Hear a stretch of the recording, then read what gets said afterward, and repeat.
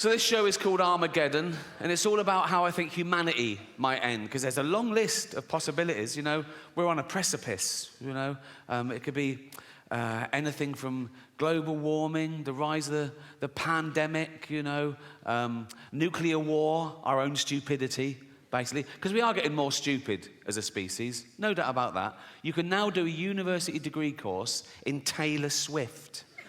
How fucking low academically can you go? There's an institute in London called the School of Flower Arranging. I went past it, I couldn't believe it. School of Flower Arranging. I looked in, and there's people having lectures. Flower arranging. My mum used to pick flowers every day from the garden, cut flowers, put them in vases around the house. At no point did anyone come round and go, what unqualified cunt did these?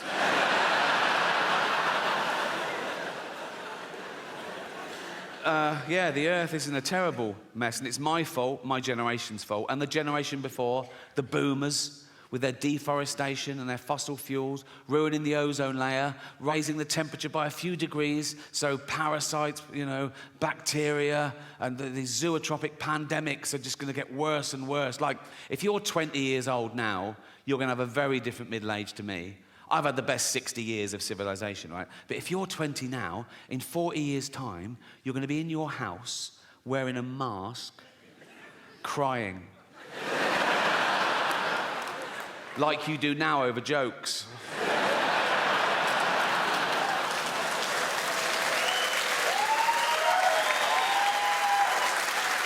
And I'm not going to be around to see that, but I am going to spend my entire fortune from now on private jets to make sure it definitely fucking happens. We're going to be the first generation that future generations are jealous of, right? Because we had it all, and we're using it all up. We're using up all the fresh water. We're using up all the fossil fuel, right? Usually you look back in history and you feel sorry for it. You go, oh, how did they live like that? Oh, how did they get around? No indoor toilets. I've got none. I don't know how humanity will end, as I say. There's a long list, everything from, I can't believe nuclear war's back on the table after all we've learned. But I think maybe the rise of the pandemic where parasites and microbes and bacteria and our antibiotics fail, or maybe those things that happen, but we're sort of evolved through it. Like, we'll find out there's pockets of sort of mutant people around the world that are slightly resistant to radiation and slightly resistant to microbes, and we'll sort of start again, because we don't really understand the mechanism of human evolution since civilization, because it's never been based on, you know, survival of the fittest, where fittest meant just the biggest, strongest male gets to pass on his genetic material. There's other paradigms, right? Nature is brutal. Sometimes it is the biggest, strongest male that gets the female, and even then, she has a litter. If there's a runt, she goes, fuck it, kill that, eat it, share it out amongst the rest of us. Now, we don't do that in human society. We go the other way. We spend more time and care and attention on the weak and the vulnerable to give them a chance. Like, if you're a father and you've got 2 kids, you've got little Timmy, who's 6, right? You've got Jack, who's 8, and you go to little Timmy, you go, Timmy, what do you want for Christmas? And he goes, motorised wheelchair.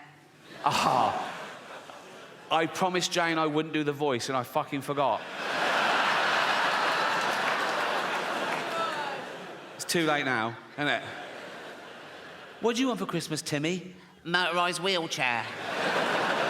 Right, well, they start at $2,000, so fucking hell. What do you want, Jack?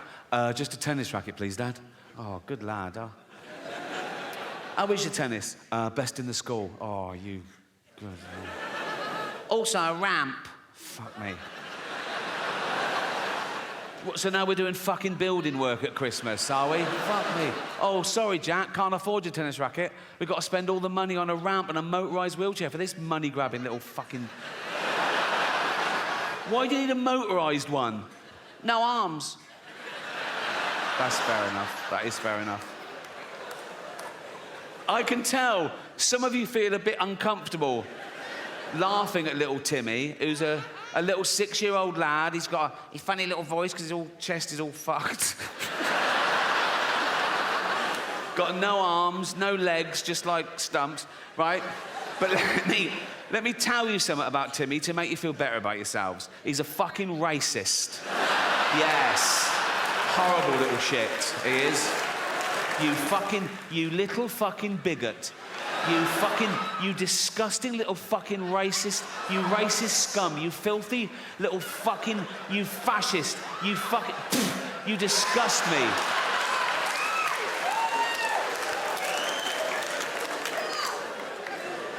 Homophobic? Yeah. He's like, they're not like us. Nothing's like you disgusting little fucking, you prejudiced little piece of, you ball of hate. You disgusting little fucking racist homophobe. I wish we'd had a scan. You absolute, you...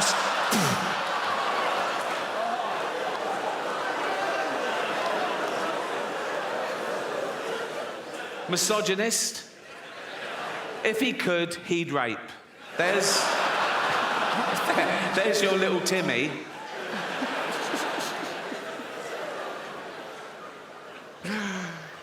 Some people don't think we evolved in the first swoop, and by himself. I think if he'd had a wife or a mate, there'd have been questions when he was working, wouldn't they? Be like, what are you doing? Creating man. Oh, what's it got? What do you mean, what's it got? Has it got, like, claws and fangs and shit? No, not really, no. Oh, has it got poison? Nope, no poison. Oh, has it got armour, like spikes and shit? Nope, no armour. How will it survive? It's got the best brain in the animal kingdom. It'll work stuff out. It'll create weaponry to take down beasts 100 times mightier than itself. It'll wear their carcass through the Ice Age. It'll go through famine. It'll go through world wars. It'll eventually start getting scared of words. But...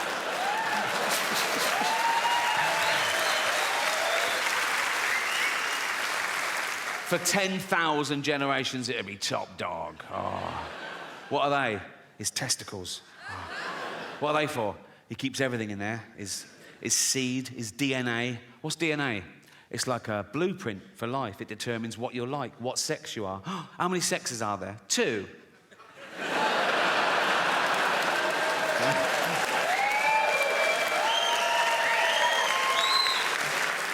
Also, that's where he keeps his testosterone, so he's fucking well hard, right? And if you take a finger and flick a testicle, he's fucked. He's absolutely fucked. He's thrown up, he's on the floor, he's out of the game, absolutely kippered.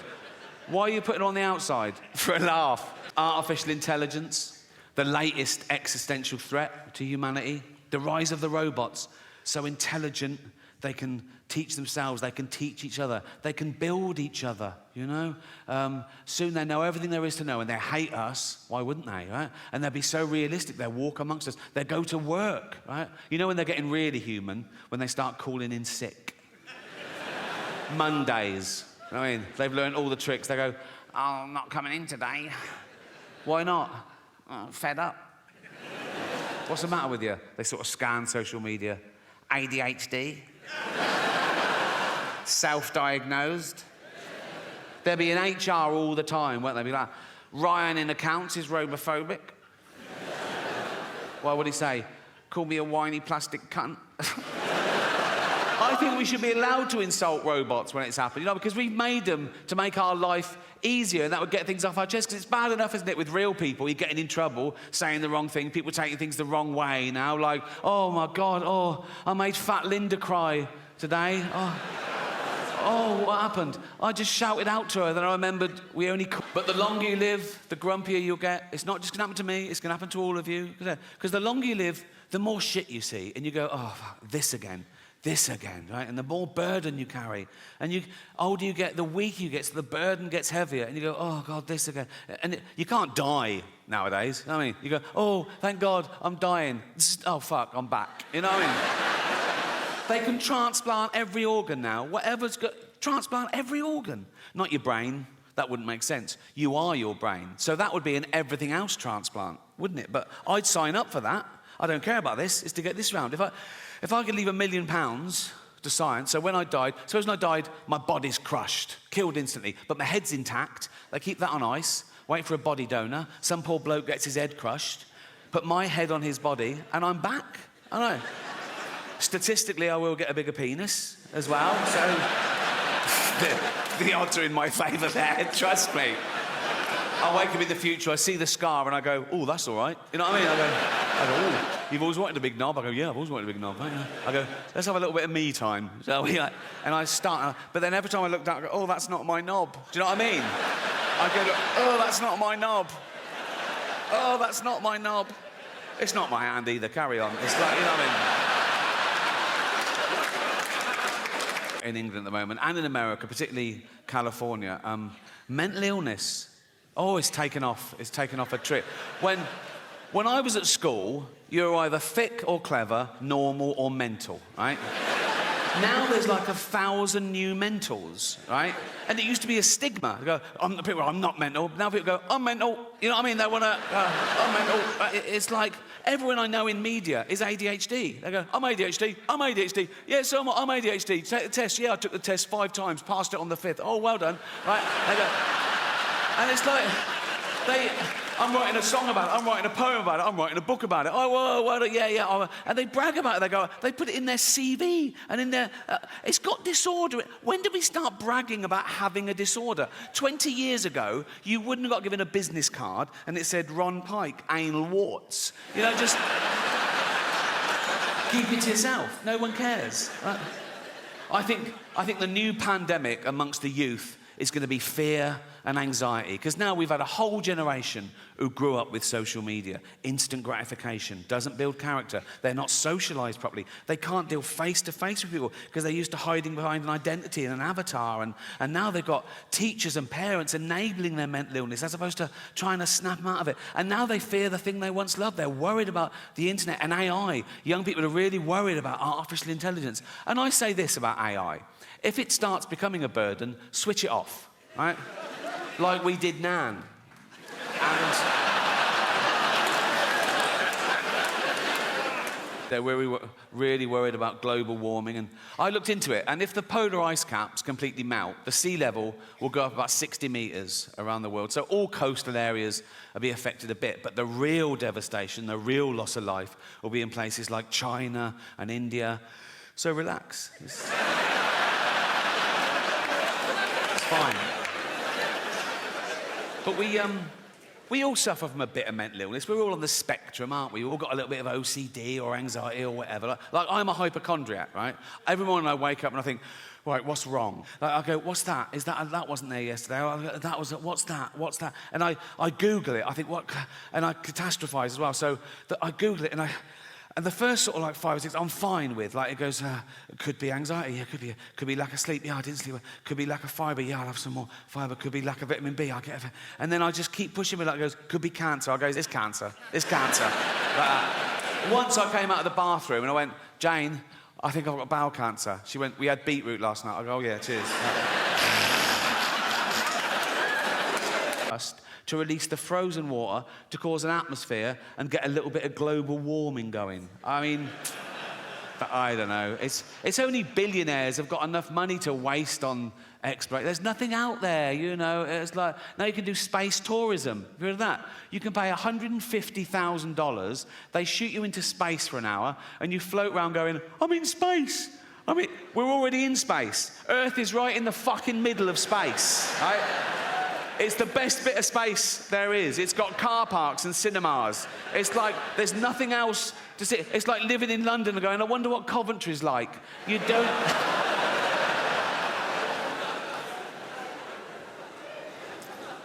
But I'm optimistic. I am.